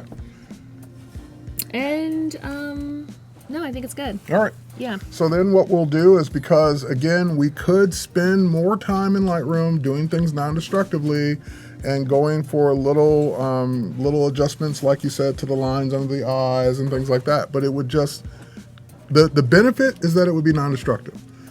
The disadvantage is that it would take a lot longer because that's just not Lightroom's strong suit. Whereas Photoshop could do it a lot faster. So I would prefer to do that kind of stuff in Photoshop. All right, so let's take that image and let's simply go up to File, Edit in Photoshop. Let's make sure we're in that collection, good, or that album. Edit in Photoshop. That will open a copy of it. So this becomes our new original. This one that we just non-destructively edited, that's the one we can always return to. So because I'm doing it this way, people always say, well, don't you want to start with a duplicate layer? And you got to remember, what's the point of a duplicate layer? So that you can go back to the original. I already have the original I can go back to. So if I totally botch this and screw up, I just go back to Lightroom and open it up again. So I usually don't start with that duplicate layer simply for that reason. Now, if I were opening a photo directly that wasn't in Lightroom, yes, that's when you start working with more layers. And the whole point of layers is that you can either A, isolate the changes so you can go back and readjust them, or B, in case you mess up, you have that kind of safety net of getting rid of that layer and starting over again. Interesting, okay. So that's what the layers are for. So if you don't see me using them a lot, that's why, because I know I can go back to that original photo. All right, let's zoom in. Let's do some of the things we didn't talk about yesterday. Like, for example, one of my pet peeves is just little stray hairs on the face itself. Like we talked about the ones outside, and again, we kind of did that yesterday. So if you want to watch some of the process for that. But like lines like, or I should say not lines, hair like this, that kind of just has been one of my pet peeves. So I would switch over to my spot healing brush, because it's just literally great to get rid of things like that. I don't have to sample, it will automatically use the skin tone around it, and it will just do a very nice job. Now, when you see acne, pimples, things that are not beauty marks and moles, things that are not permanently there. Again, this is all subject to your work with your client. But my rule usually is, if it's something that's not going to be there in 2 weeks, I like that. then I'll get rid of it. Because it's if someone's having a bad skin day, hair day, whatever, and that's not the way they normally look or the way we normally see them, then it's subject to go. If it's a beauty mark, mole, something that is permanent, that is always there, and I'm not sure, I'll ask, hey, do you care if I remove that mole, or do you want to keep that mole? And you know what, 99% of the time, yes, they want to keep it, because it is part of their identity. So you have to know what your subject either looks like normally day to day, or ask them if you're ever in doubt of things that you might want to take liberty of removing or changing. But the stray hairs, I don't think Sam's going to complain about this at all, because they're just stray hairs. All right. And little hairs that are flyaway hairs, even in the eyebrows. No one's ever complained about me removing.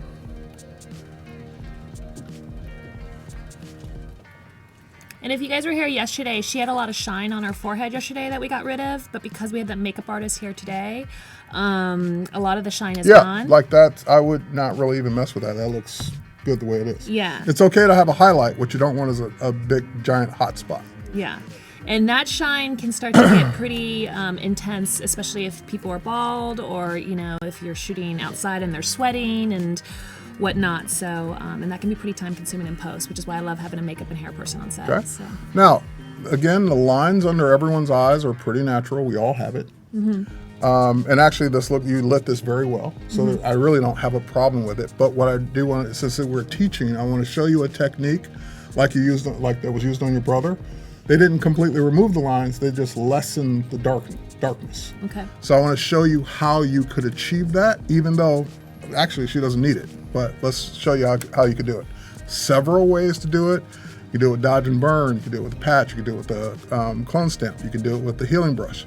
Several ways to achieve the same thing. But let me show you a technique that a lot of people don't realize you can do. So what I like to do is completely remove it temporarily and then dial it back in.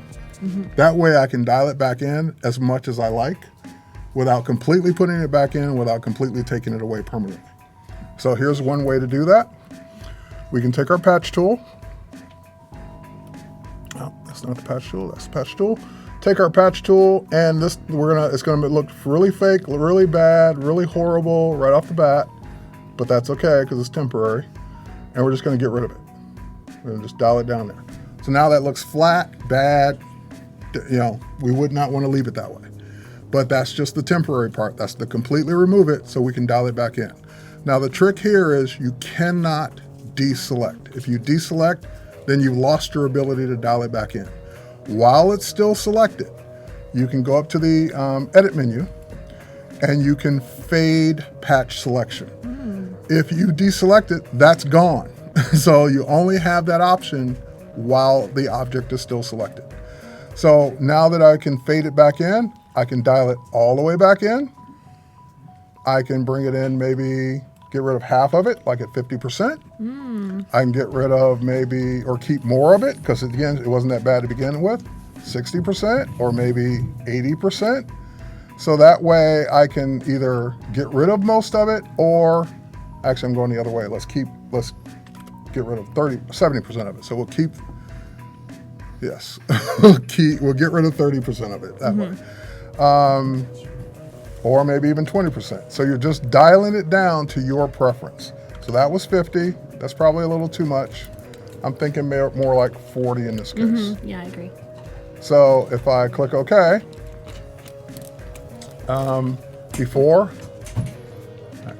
before, and then after. Then you can deselect it. Now, that might be one that you would want on a layer in case you decide to change your mind. So again, there are reasons you want layers in case you are going to change your mind. I won't have time to change my mind today and come back later. So we're just going to do it the way it is. Again, we're going to do the other eye now. The reason we don't do them both at the same time is because you might dial in one more than the other. And again, that's going to put that pimple there. I don't want to do that right there. Bad, horrible, don't deselect. Fade patch selection, and again, all the way back in. I think we ended up at 40 on the other one. Let's try 30 on this one, maybe 50 on this one. Nah, 40 maybe again. Yeah, I'm thinking 40%. So we just lessened the darkness in the lines. We didn't completely get rid of them. You can't really tell because it's the same skin. You're just bringing it back in. You basically used opacity in a selected area. I like that. All right. Now, these look more like freckles than pimples, so I would probably keep those because that's her identity. That's her makeup. That looks a little more like a mole, but... And then I was debating about the shine on the lips because I want to keep it natural looking, but then sometimes the shine on the lips can be a little distracting too. So every once in a while I have them get rid of the shine? Yeah, not completely, just maybe diminish it a little bit. So we're going to diminish it. Then in that case, we would do the same kind of trick. We would get rid of it completely and dial it back into her taste. So we're going to do our contest in just a second. So again, we could do the same thing with the shine on the lips.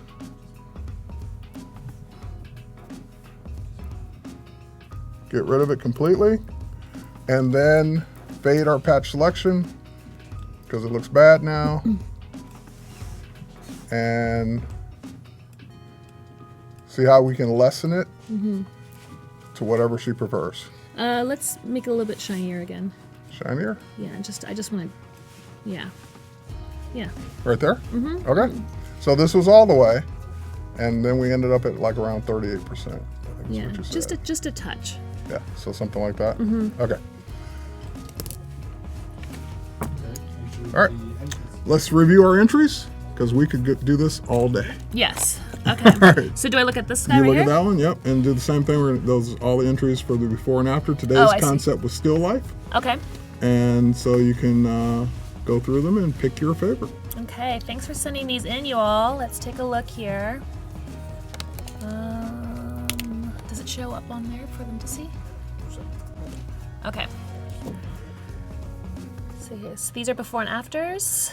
Yes. Ooh, I like this one. Very cool. Hold on. Wow. So the one on the left is the before and this one's the after? Yeah, this is really cool. Yeah, that is really cool, actually. I like them both. I like the before I like and them the both after. too. You could do like 2 more versions of that and put 4 up. Who is this? Who did this one? Let's see here. Hold on. I like that. Very cool. Oh, this one I'll scroll down real quick. This one's beautiful too. Let's see here. Very cool.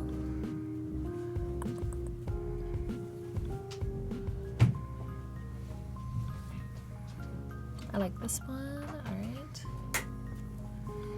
Oh, and Sam was watching her retouch, so I know. you never want to have the client watching Yeah, while I you're saw that. retouching. She was jumping in there. Luckily, she's a good sport about it. She was actually happy. Never have the client watch while you retouch.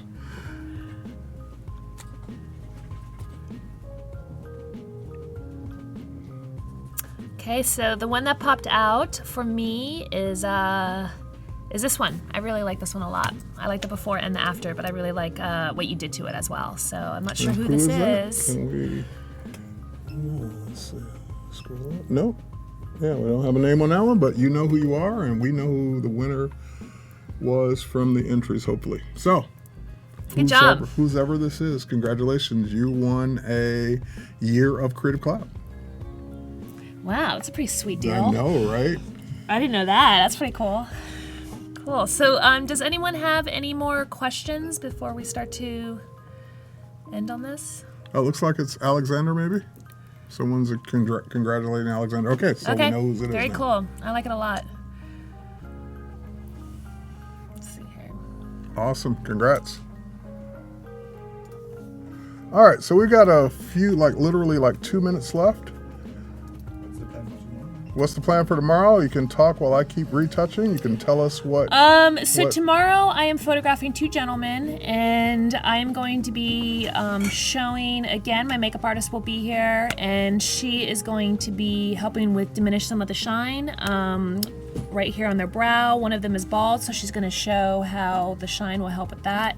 And I'm also going to be showing you all different kinds of light modifiers. So today we kind of talked about angles and lenses, and I'll go over a little bit of that again tomorrow, but I'm also going to show you what it looks like to shoot with a white umbrella versus a silver umbrella versus a silver magnum. So all these different kinds of modifiers. So it's not just about the lights, it's all about what you put on the lights that's really going to make a huge difference. And again, that's completely based on who your client is, what kind of assignment it is. Sometimes the modifiers are going to be, is it editorial, is it advertising, is it headshots? All these modifiers do very different things. And then it also depends on, are your clients are they older, are they younger? Some people look better in silver, some look better in white with the modifiers. So I'll be showing you guys that. And then if we have time, I'll also be showing different kinds of lights, like the butterfly lighting, Rembrandt lighting, split lighting. These are all different kinds of lighting techniques that you can use to create a different feeling in the final product. So, Awesome. yeah. I like it. Thanks. So tune in tomorrow. Are there any last minute questions in our last minute? See if anybody asked anything in particular. So what did you like best about today? Like what, and that goes for the audience as well. So what did you have fun with today? Today I had fun having my friend on set because I haven't seen her in a long time. She used to work with me in Los Angeles, and to kind of show the before and after of how great it is to have another person dealing with the makeup and the hair. I love your guys' questions. Like I'm always, when I'm shooting, I'm always kind of watching the questions that you guys are popping in. So if you have questions tomorrow, I will try my best to answer them. I learn from you guys just just like you all learn from me. So definitely feel free to ask a lot of questions tomorrow, especially about the modifiers. I know it can start to get a little confusing and very specific. So if you want me to show you close up to the camera what I'm using, I'll do that as well. And yeah, it's just a really cool kind of opportunity. All right. So, I can't stop editing. All right, but anyway, that's it for this segment. We have another one coming up. Our last segment of the afternoon is coming up in about 5 minutes. So stay tuned, and we will be back. Thank you, Marla. Thank you. Appreciate you. Yeah, it was a lot of fun. All right, Thanks, cheers. guys.